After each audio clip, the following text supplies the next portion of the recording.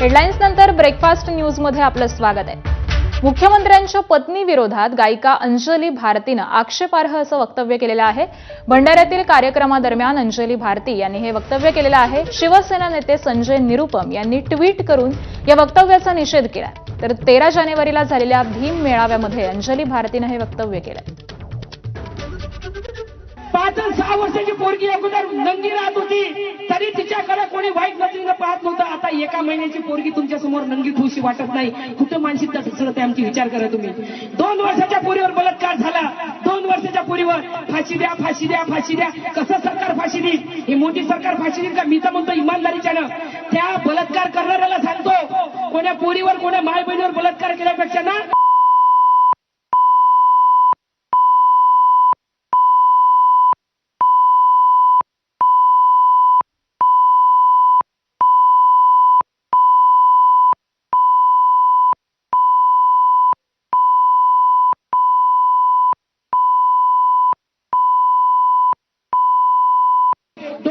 पुरीवर बलात्कार केला, त्याने फाशी द्या फाशी द्या। कसं मोदी सरकार फाशी देईल? जर फाशी दिली तर त्यांचं वोट बँक आहे, त्यांचे वोट कमी होतील, त्यांचे माणसं निवडून येत नाही। पण मी सांगतो, मी आव्हान करतो या स्टेजवर, जो बलात्कार करणार आहे तो डोकं कापून आणून, मान कापून आणून, गर्दन कापून आणून आज या स्टेजवर सांगतो, अंजली भारती अर्धी प्रॉपर्टी त्याच्या नावानं करून देईल आणि 50 लाख रुपये त्याला सोडायला लावेल। सोय कोणी कापून आणत आणि नाही तुमच्या पण गर्दन कापणं झाली बलात्काराची तर एक काम करा रे तुम्ही, बाबासाहेबांचे लेकरा मरता तुम्ही। जर त्याची गर्दन कापणं नाही झाली ना,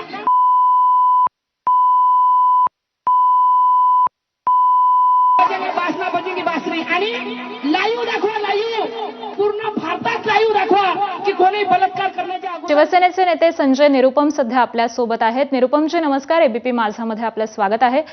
खरं तर अंजली भारतीने एक अत्यंत आक्षेपार्ह असं वक्तव्य केलेलं आहे। आपण देखील ट्विट करून याचा निषेध केलेला आहे। आता यापुढे आपण कशा पद्धतीने ऍक्शन घेणार आहात? पुढची भूमिका आपली काय असणार आहे? एकदम अपेक्षार्ह असा एक वक्तव्य आहे ते महिलाच्या। मला माहित नाही कोण आहे, त्यांचे काय बॅकग्राऊंड आहे। ते बहुतेक ते भीम गीत गातात। भीम गीत गाणं म्हणजे कोणी महिलाचा बलात्कार करण्यासाठी एक लोकांना प्रवृत्त करणं हा एकदम चुकीचा आहे। तो जिकडे त्यांनी असं वक्तव्य दिलेलं आहे तिथे जे काही पोलीस डिपार्टमेंटचे लोक आहेत त्यांना एक सुमोटो असा एक केस रजिस्टर केला पाहिजे आणि त्या महिलाच्या विरोधात कारवाई केला पाहिजे। मी मान्य करतो की महिलांच्या विरोधात जो दुर्व्यवहार होत आहे तो एक मोठा प्रश्न आहे आणि त्या दुर्व्यवहाराच्या विरोधात काम केला पाहिजे। पण त्याचा असा काही जवाब होऊ शकत नाही की तुम्ही मुख्यमंत्रीच्या पत्नी बरोबर तुम्ही बलात्कार का, एकदम चुकीचा। आणि एक महिलातर्फे असा एक वक्तव्य येतो, आम्हाला एकदम घाणारे वक्तव्य आहे। तो आम्ही याचा निषेध करतो आणि शासनातर्फे अशी अपेक्षा करतो, महाराष्ट्र पोलीस तर्फे अशी अपेक्षा करतो की त्या महिलाच्या विरोधात तत्काळ कारवाई झाली पाहिजे, जेणेकरून कोणीही असा वक्तव्य देऊ नये। अगदी धन्यवाद निरुपमजी या प्रतिक्रियेबद्दल। तर अंजली भारती हिच्या विरोधामध्ये आता काय कारवाई केली जाते हे पाहणं अत्यंत महत्त्वाचं असेल। तर शिवसेनेचे नेते संजय निरुपम आपल्या सोबत जोडले गेले होते। त्यांनी देखील या वक्तव्याचा निषेध केलेला आहे। अंजली भारती हिनं एका कार्यक्रमादरम्यान मुख्यमंत्र्यांच्या पत्नी विरोधामध्ये हे आक्षेपार्ह वक्तव्य केलेलं आहे।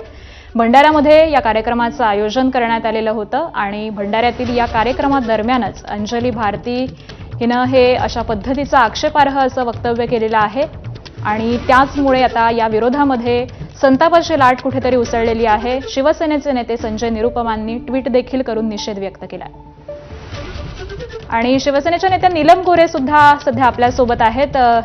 नीलमताई नमस्कार, एबीपी माझामध्ये आपलं स्वागत आहे। भंडाऱ्याच्या एका कार्यक्रमामध्ये अंजली भारतीनं मुख्यमंत्र्यांच्या पत्नी विरोधात एक आक्षेपार्ह वक्तव्य केलेलं आहे।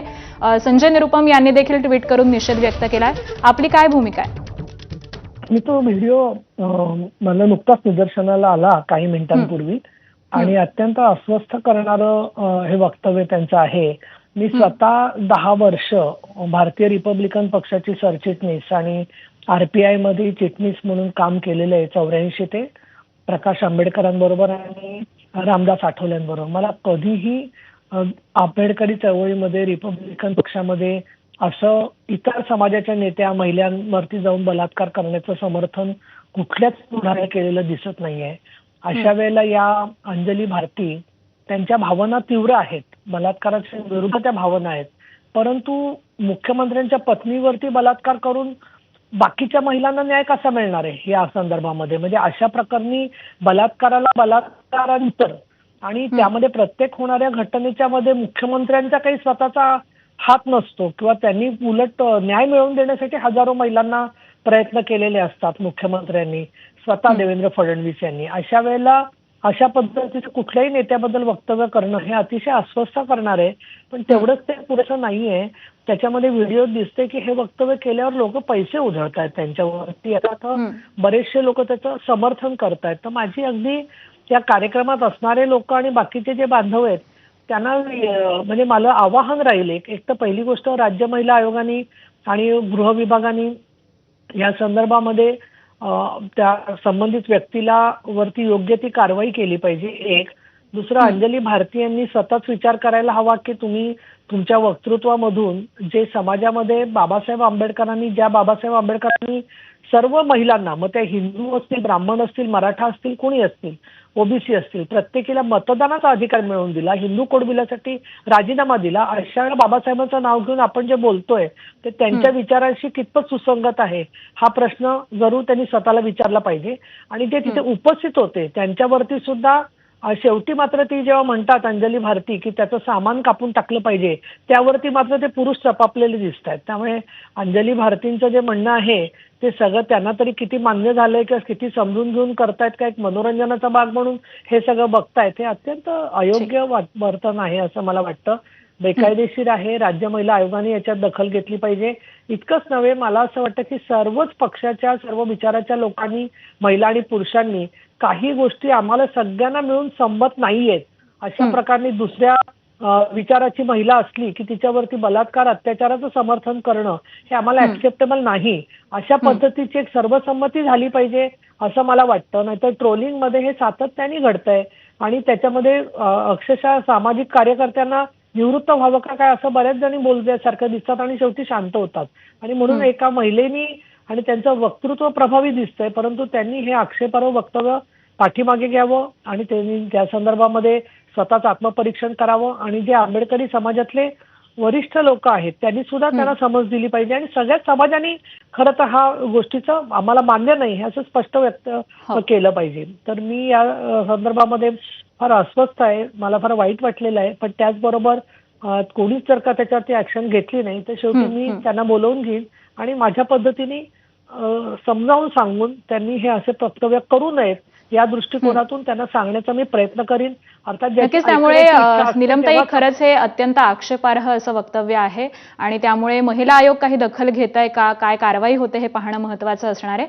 धन्यवाद, तुम्ही आमच्याशी बातचीत केलीत, प्रतिक्रिया दिलीत, याबद्दल आभार. तर 13 जानेवारीची ही सगळी घटना आहे. 13 जानेवारीला भंडाऱ्यामध्ये भीम मेळावा आयोजित करण्यात आलेला होता आणि या भीम मेळाव्यामध्ये अंजली भारती यांनी हे वक्तव्य केलेलं आहे.